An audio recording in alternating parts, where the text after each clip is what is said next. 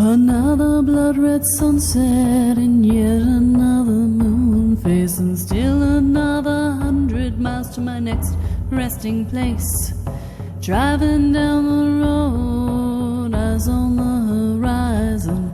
Within my car, I'm all alone, but feeling good and feeling strong, knowing that this path I'm on brings me to myself. I'm driving. Hey y'all, I'm Jules. Welcome back to another episode of Spirit Sherpa, the show that helps and encourages you on your journey to unlock your magic mojo. With me as always is the spirit doctor, Kelly Sparta. Hello, Kelly. Hey Jules, how's it going? Oh, well, we had so much fun recording the other podcast, decided we'd do another one because... Well, truth be told, we're doubling up because Heather's going on a vacation. She is not allowed to do that. I know. She's going to be gone for 2 weeks, and she's trying to get everything set up in advance. So we're double upping on a bunch of podcasts now. So, yeah, which, okay. So there you go. We can do that. Yeah, it's all good. I'm just a little sweaty. Have the afternoon thunderstorms kicked in yet? No, not today. We're coming into the dry season, and I'm starting to see things shift. Although I think today is actually a function of the fact that we got the outer bands of Hurricane Julia here over the weekend, and so the entire weekend it did nothing but pour. And so I think there's not as much moisture in the air because it took it all and threw it on the ground. Y'all got it in advance. That's what happened. Yeah, pretty much. So it's cloudy and it's been kind of froggy today, but it's not raining right now. So nice change of pace. So now let's see, where in the world are we trending? So we are charting in Australia. We are number 84 in Australia in their spirituality category in Apple Podcasts. So all the Aussies down there who are listening, whoop, whoop, hello. Yay. There you go. Wait, what was the fun fact before we started recording? You told me a fun fact about Australia. Oh, Australia, I think, is actually roughly the same size as the U.S. I think that the continent of Australia is roughly the same size as the U.S., although I don't think that the population is similar. So the Aussies are probably going to be like, no, we're bigger and we have more people. But, most of the center of Australia is uninhabited. It's mostly on the coasts that are inhabited. So because the center is all like desert. Right. So the Aborigines are there, but, they're in small pockets around the center of the country is my understanding. And I could be, completely tweaked. So, Aussies, whack me in the head if I need to be whacked. I'm prepared. This is what I get for not researching the random trivia that I hand to Jewel before we start. That's okay. Aussies can correct us. Hey, fun fact. Just saying. Another fun fact that we have going is we are still have the Inner Peace 101 going. We do. And Inner Peace 101, for those of you who have not heard, is an amazing program. It will cut your stress in half in 4 months. Yes, it will. I can attest to that. I can completely. It'll also cut yourself in half for a minute or two and then put you back together in the best of ways possible. That doesn't sound very That doesn't sound good. Dang it.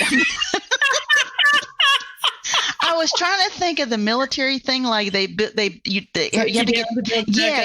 tear you down to, build you back up. But this is not that. We're not beating you up. The military beats the living crap out of you to do that. We don't do that.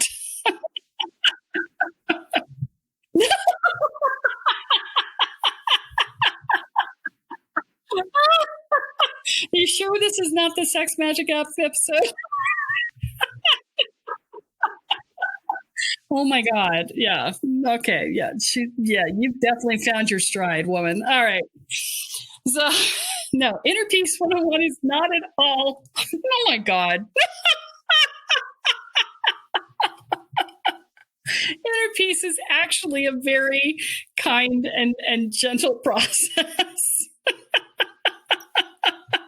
Contrary to what you oh my God. The hardest part about it, really I think, is, guys. actually the opening exercise. I think that's the hardest part about it, is because that's the exercise where you really take a hard look at yourself in the beginning. And so that red dot exercise, that self-assessment, is really, I think, the most challenging part of the program. And so, that's the thing you get out of the way in the very beginning. You don't, it doesn't get that hard again after that. It's mostly downhill from there. Yeah, guys, I don't want to scare you. Y'all know I have to put some humor into it.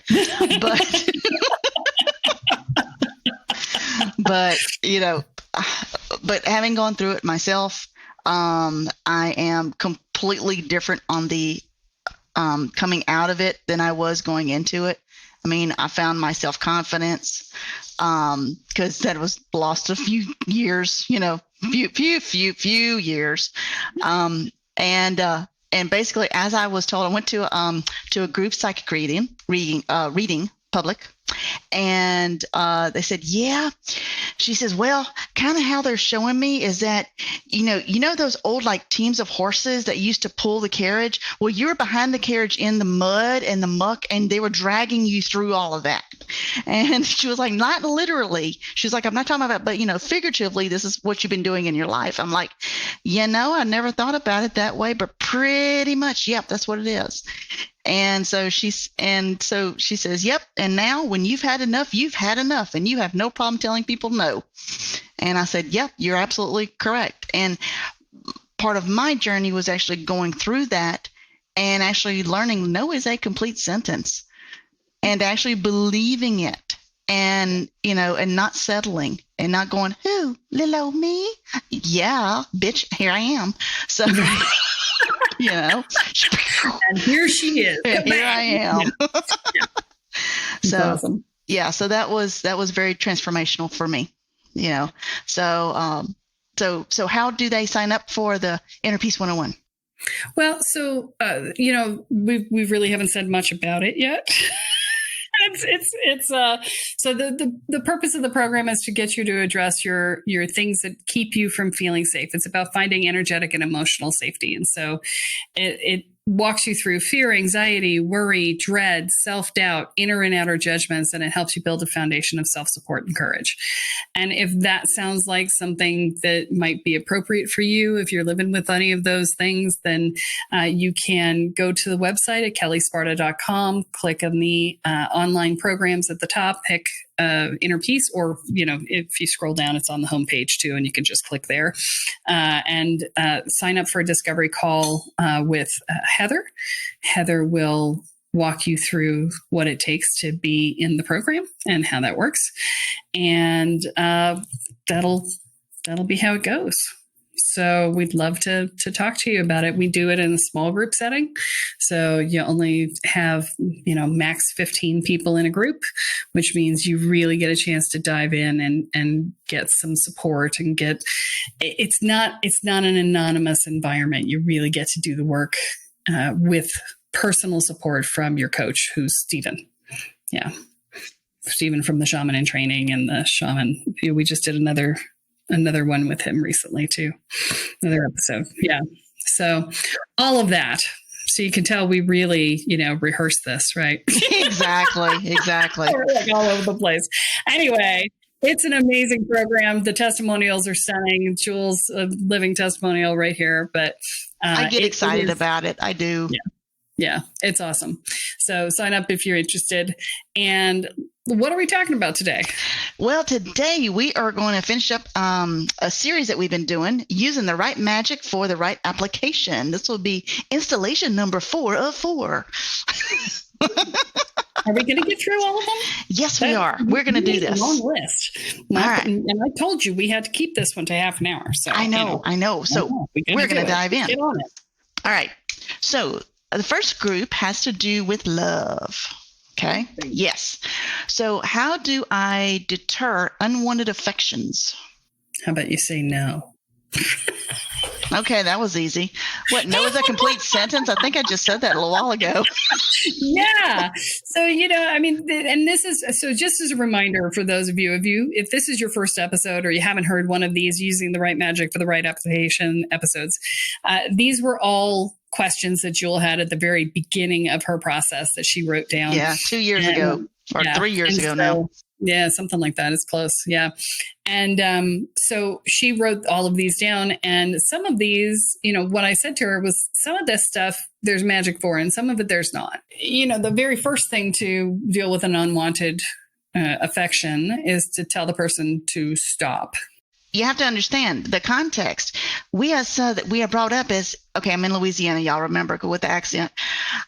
I'm a Southern lady, so I don't never want to hurt anyone's feelings. Yeah. Well, their feelings are not your responsibility. Let's start with that. And they're putting their intentions on you without your permission, which is already them violating your boundaries, which means that you have absolutely no responsibility for the emotions of someone who has crossed your boundaries. They have already done violence. Crossing your boundaries is violence. They have already done violence upon you. You have absolutely no responsibility, social or otherwise, to protect their feelings. So in essence, I'm protecting myself, and I have every right to protect myself. I mean, the first thing you have to say is you have great taste. Thank you. And I'm sorry, I don't share your affections, right? I don't think of you that way. And a healthy person will say, thank you for the honesty, and they will move on, right? The worst thing you can do is go, hee, and just wander off and not give them a clear message, and that's what we're trained to do as women, right? Right. And especially if they've been drinking, because they're dangerous when they've been drinking, right? Or potentially so. There's always the fear, if you say a direct no, that you're going to get a don't be a bitch, because we've all gotten that response at some point, right? And your answer is, I won't be a bitch if you won't be a bastard. How about that? If you'll hear my no, I won't be bitch to you. If you won't hear my no, my bitchiness will improve. This actually happened to a friend of mine. And so I want to hear if there's any magical help for this. So she actually did that, but then it turned into a bullying situation where said dude got turned down, and he went back to his frat brothers, and they started saying, well, let's just say this, that, and the other. They're little boys, right? No offense to any fraternity dudes, but these particular group of dudes were just little douches. That's all they were, right? And so now they're spreading all these rumors about her and all of that. And I'm like, well, are they true? She's like, no, then don't give it power. And that's kind of what I told her. I would go up and say, you continue to spread these rumors, and I'm going to start agreeing with them and telling them that the reason that I haven't said anything about it was to save you from being known as the guy with the smallest pecker in the room. I was trying to be kind to you, and that's why I haven't said anything. I would suggest you retract your statements, because that will be the story. I love it. Now, after we've worked through all of that, and we've sent him on his little merry way. Okay, do you remember the scene in Practical Magick where she's like, I want one with blue eye and a one with a brown eye and a star. And so how do I manifest my perfect love that I want? Okay, so the first thing I'm going to say is she did that purposefully, thinking that there wouldn't be anybody who actually had those things, and then he showed up. So, and she's like, oh, fuck, right? This is kind of what happens when you start asking for specifics. So, and I think we've touched on this before, but I'm going to mention it again because I think it feels like it's been a while. But I did this. I manifested somebody, and I made a list. And I think I had watched Practical Magick because it was like the late 90s. So I'm pretty sure that's where it came from. And I made a list, and the guy who showed up was everything on the list, but I fucked up the list because I said, What was on the list that you fucked up? Well, I said on the same spiritual path as me or a parallel one, which you think, okay, that's not a big deal. Parallel paths do not cross. Okay. I did not say anything about his politics. I did not say anything about his values. I did not say anything about having the ability to build, having common goals. I mentioned none of that. And what I got was a conservative Republican Catholic with political aspirations who wanted to get married and have children when I was fresh out of a divorce and was like, fuck that. Oh my gosh. Where my skeletons lived on my front porch. And so he had handed me his email address, and it was his first name at his last name.org. And I looked it up, and it was like a city council run. And I called him up before our first date. We had still had it scheduled. And I said, look, I said, are you running for political office right now? And he said, no. Why? And I said, are you planning on running for spiritual office, for political office in the future? And he's like, maybe, probably. Why? And I said, because I am a political campaign manager's worst fucking nightmare or greatest wet dream. I said, I don't want to be the reason why you don't get into office. And he was like, now I have to know more. I said, I am bisexual, pagan, and I don't even remember what the third, psychic. And that's what I'm willing to tell you before the first date. And he's like, now I must have a date with you. And I'm like, okay, but I just wanted you to know that this is, what you needed to know about me. And he was just like, oh my God, yeah. But this is the thing, right? Is that we loved each other. We were great together. And we were a fish and a bird, and we were never going to make a home together. We wanted completely different things out of life. We shared many of the same values, but not the ways in which they were engaged. And it was problematic. So yeah, my argument with this is ask the universe for the person who's going to make you happy and leave it at that. The more complicated you get, the more chances you're going to fuck it up like I did. So let's see. All right. So in communicating, see how this is going to flow right into this. In communicating with the universe, how do I open my third eye? How do you do anything in magic? With intention. Yes. Focused intent. How do I open my third eye? Well, I intend to open it. Now, there might be something that stops you from opening it. You might have a block there. Usually the blocks in the third eye are related to fear of what you're going to see. So in order for you to be able to activate your third eye, you have to either negotiate with your guides about what they will show you, or you have to make peace with seeing whatever it is that they hand you. I feel like is there a way to blow yourself up when you're trying to do this? If you try and force it, yeah, you can hurt yourself if you try and force it without addressing the underlying issue. Yeah. Let's see. What about accessing my Akashic record? Whenever I was first starting, I kept seeing this thing called Akashic record, and I'm like, what is this? And then how do I get it? The Akashic record is the record of everything that ever has been or ever will be. It is, simply the library of events. And accessing your Akashic record means going out and pulling open your personal file with all of your events in it and accessing all the information from that. Past and future? Past and future. Yeah.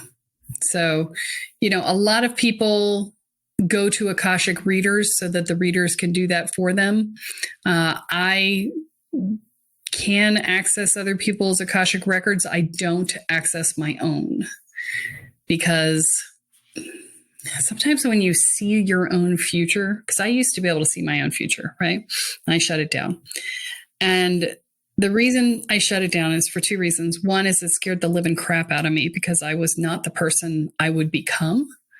And the things that were coming, I was unprepared for as the person I was, but I would be prepared for them and they would be no big deal when I got there, but I was flipping myself out over it.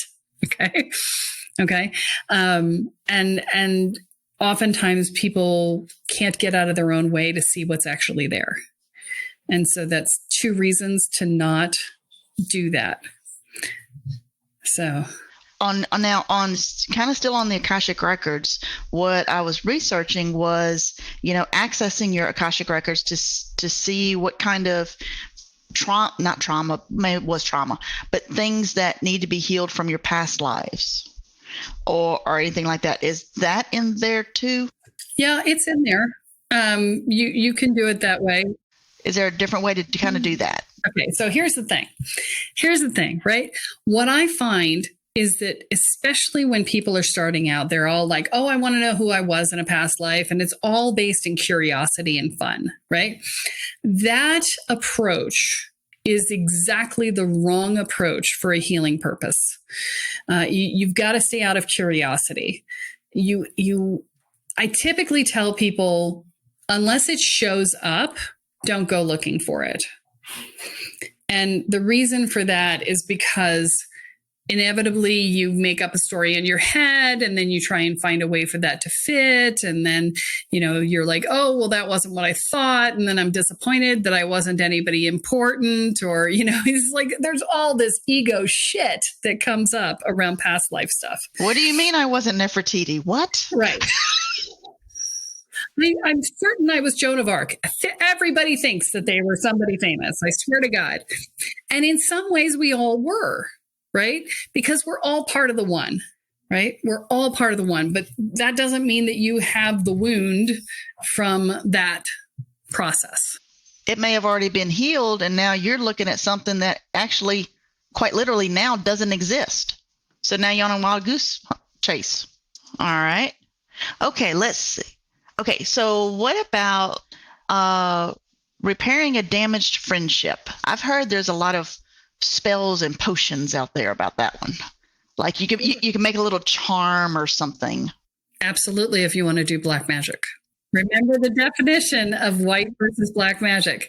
White magic is magic done with the intent and with permission of everyone involved. Black magic is magic done upon others without their permission. If you're trying to repair a relationship with someone who does not want to repair that relationship, that's black magic. Oh, so if all the little potions and spells and charms and stuff that I'm thinking it's for me to repair it, I'm actually doing black magic, which does it impact somebody else? It impacts somebody else. Then it's black magic. Oh, okay. So what would be a healthy way to do that? Just apologize. Go apologize and go have a cup of coffee or wine, depending on the situation. Or, buy an expensive gift, like grovel, too. Whatever is appropriate, If it's the person, your partner. It certainly isn't violating the other person's boundaries and telling them that they have to come back magically because you've done this spell on them. That is adding insult to injury. It's kind of like creating the love potion number 9. Only worse.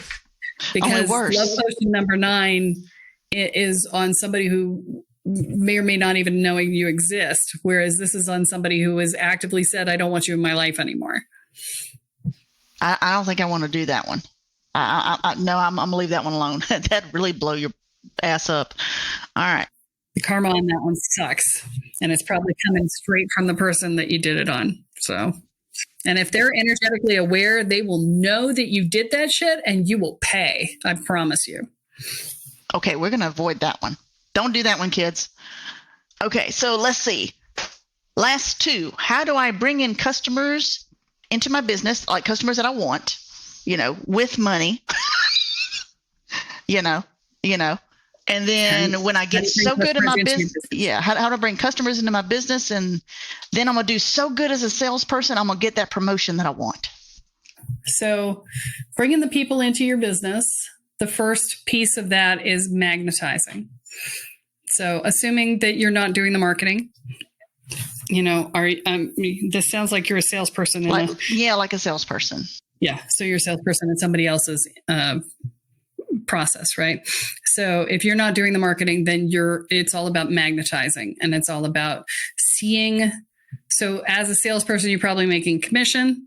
So it's about seeing the commission checks coming in, being grateful for them, seeing the sales happening, being grateful for them, being excited about them, right? Seeing all of that. That is manifestation 101. Okay. And now when I'm seeing the checks, I'm visualizing bigger checks coming in and the business coming in and all that. So now I'm manifesting that. Okay. All right. So now as that's coming in, my next manifestation is going to be, I want that promotion that I really, really want. Right. So the promotion, the first thing you have to ask yourself is, are you doing the same thing after the promotion that you were doing before the promotion? I'll say no. Okay. So you're doing something different. So you're in desiring the promotion, you're desiring a different lifestyle for work, right? A different work style, right? So what you have to then do instead is visualize the new job and what you would feel like and what it would be like and how you will be grateful for the difference between the old job and the new job. So it's an act as if, right? As if it's already happened. And the more emotion you can put into the process, the more power you put in the manifestation. And you can, imagine the boss saying, congratulations, you got the promotion, and shaking your hand, and, the offer letter that you would get with the new offer, and, seeing the number that you want on that offer with the right salary amount and all the bennies that you want, right? You want to make sure you got the bennies, and so, it's all about really seeing in great detail exactly how that will work. So we're intending in high definition, a very clear picture. Absolutely. Okay. Now, when we're doing that kind of thing, is there a correlation between, or could there be, as far as timing wise, between the increasing in sales and, hey, let's say, okay, my goal this year, where I'm going to increase all those sales. Then the next year, I want to do that promotion.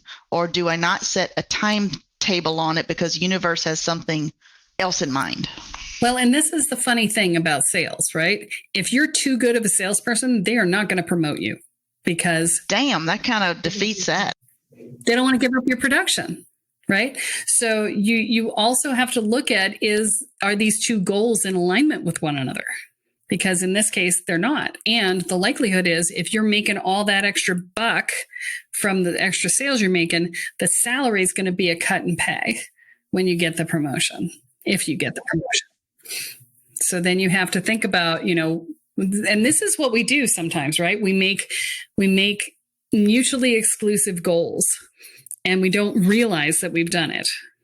And so you want to make sure that you're picking the path that you want. And so I would say those are mutually exclusive goals. So you either want the extra money or you want the promotion to a different job. But those are mutually exclusive goals. So I would say pick the path that you want. Do you want the job with the different type of work, or do you want the more money and being able to determine your income based on what you do, right? Because a salary position versus a sales position are very different things, right? And then when we're thinking about that, and if it's a financial, I want to have financial gain. That's really my end goal. The universe may have a completely different job that's going to get me to that financial goal. That I'm not a salesperson. I'm going to make this up. I'm a hotel manager. Who knows?